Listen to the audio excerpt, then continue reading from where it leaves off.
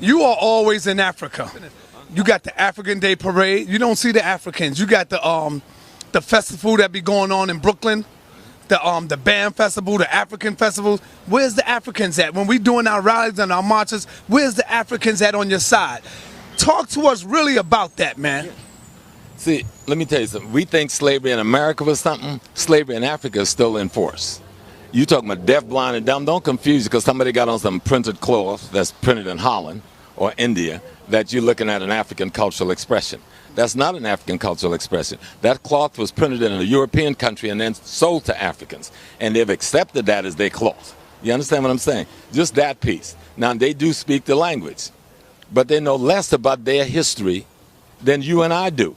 So you've got a deaf, blind, dumb, backwards person speaking an African language, coming from the African country, came here to be a parasite on their own people with no respect for themselves as human beings, and then because they speak a language, try to play you off like they got something culturally that you don't have. The most culturally enforced African in the world is the African American. Most of the movements that have changed the world, that allow all ethnic nations to profit, has been our movement.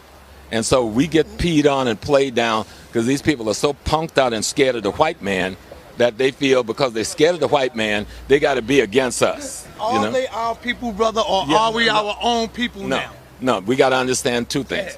We have a race and then we have an ethnic place.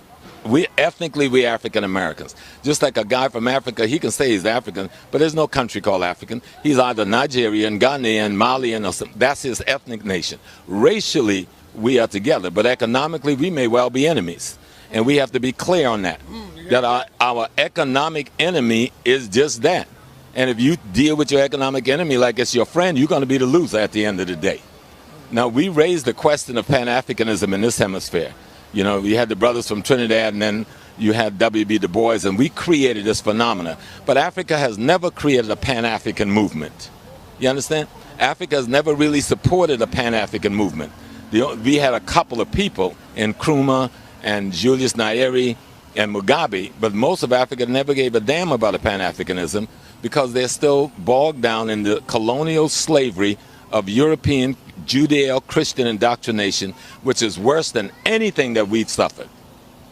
Worse than anything that we've suffered. The illusion of the clothes and the language make us think we're dealing with somebody that has some African purity culturally and spiritually. You're dealing with a confused, backwards Christian that love Europe more than they love their own ancestors. They would not even use an African word for God. You know, in Ghana, if you talk about being a traditional African, you might get beat down in the street. You understand? You're ostracized on the radio. Movies are made to show African culture as being the devil, while Christian culture is coming in as the savior. This is TV shows and on TV in Nigeria and Ghana every day.